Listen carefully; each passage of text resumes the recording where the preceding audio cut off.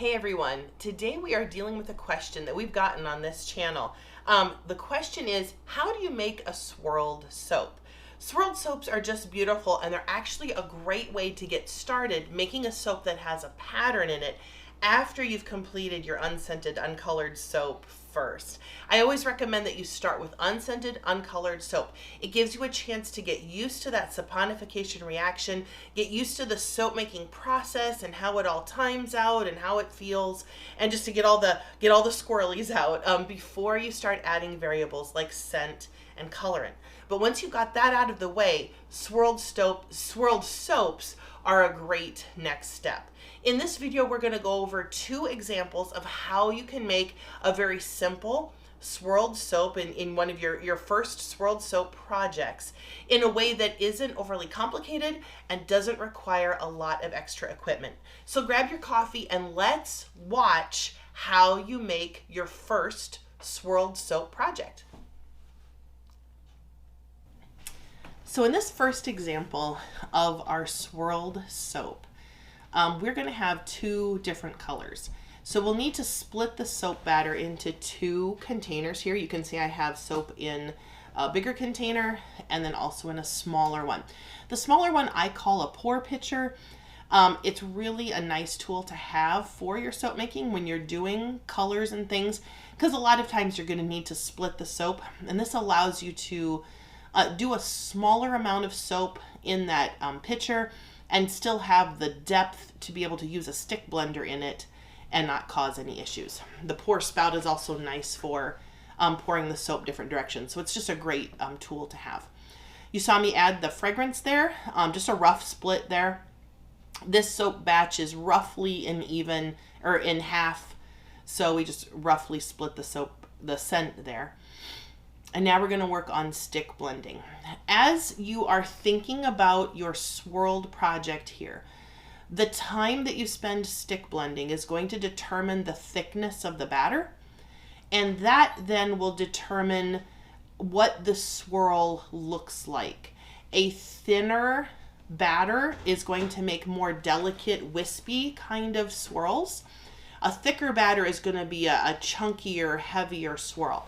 And both are great, but it just depends on what you're looking for in your project.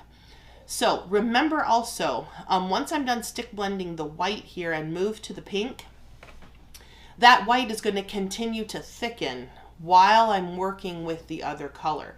So factor that in as you are determining how thick to make that white batter. That it is going to thicken some more while you're stick blending the other color.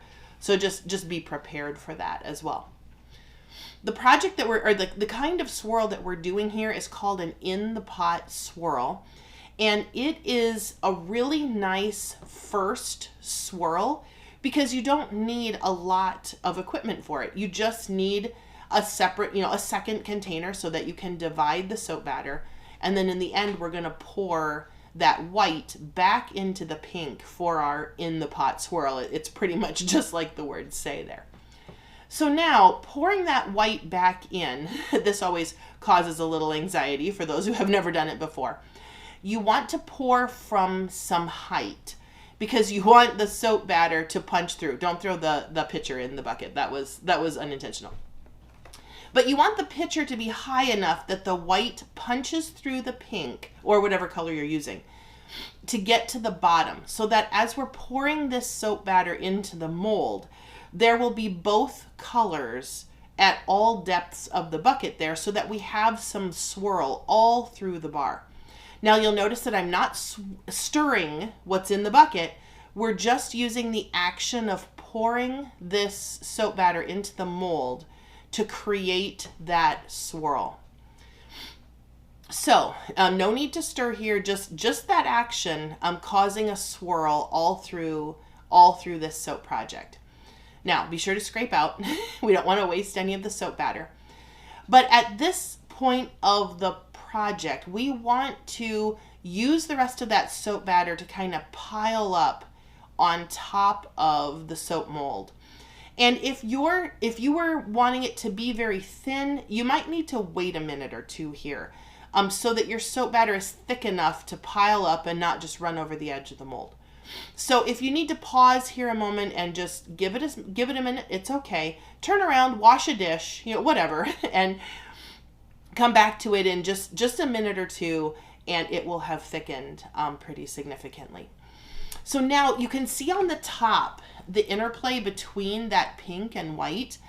That exists now all through the bar of soap, or all through the loaf. You can see it on the top, but that exists all the way through. So now we're going to do a little work to form the top of the soap here. I'm kind of cleaning up the edges, but just stacking it up a bit. And again, if your soap isn't ready to stack up like that, just give it a couple minutes. It will continue to thicken all through your work time here. And if you need to come back to it, that's totally okay. All right. So now we're going to straighten out the top here. Now, it could be that you decide that just the piling up of the soap is the look that you want. That makes a fun soap top as well. I'm choosing to straighten it out and just make some more even drag marks with my spoon. But either way is fine. And at any point in this process, if you look at that and go, that's perfect, I love how that looks, just like that, you can always stop and just leave it as it is. Now, I really enjoy having a little more height to the project. I love the look of the formed soap. I feel that it gives a little more like character to the soap. I also feel like it is a mark of a handmade soap, that you've got this extra height there. A soap that's made in a factory in a big huge block, they don't have the ability to do this with their soap. So this is kind of a little statement to the world that this soap is handmade, handcrafted, I would say high quality.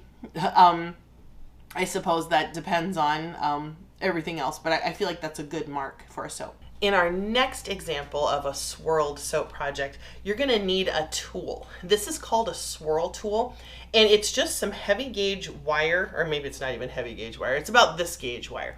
And what I like about this is that you can form it to whatever shape you need it to be. This is so that it will exactly fit in the mold and get all of it swirled without me having to move along, or it just exactly fits in the mold. Now, why is it important to have a swirl tool for your soap making?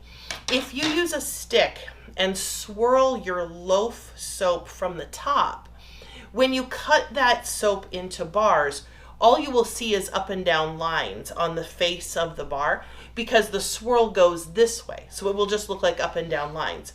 If you want to be able to see the curls and the swoops of the swirl, that swirl is going to have to go this way, and you're going to need a tool like that to get this done. So in our next project, you will see me demonstrating how we're going to swirl a soap that has 2 layers, and we're going to swirl that middle together just to give it a little bit of definition in between the 2 layers of soap. If this is something you would like to get for your own soap making, the link to purchase this tool is going to be in the description of this video, so you can check that out there. Now, this is our second project here, where we are going to make a soap that's in 2 layers, and we're going to use that swirl tool to swirl just the middle of the soap. There's a kind of an olive green brown layer here, and also a black layer going on top.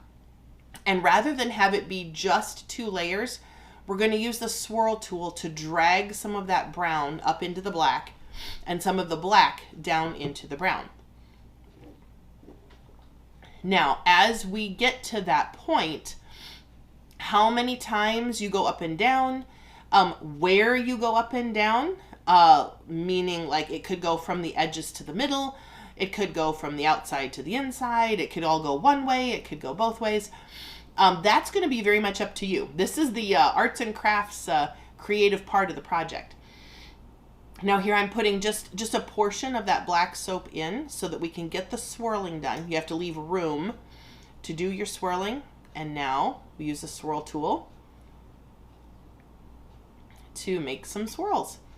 Ups and downs, and you can just decide where those ups and downs go. Reclaim that soap batter there. And now we're going to add the top layer also. So once you've got that bottom layer in, the top layer is not hard to add. And this soap batter looks to be a bit thicker as well. So always want to wait to add the fragrance oil as late as possible, just in case the fragrance accelerates your soap batter.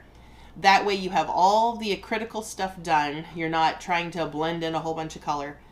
And it just gives you a little bit more time, or you have more things done just in case you have to move quickly right there at the end.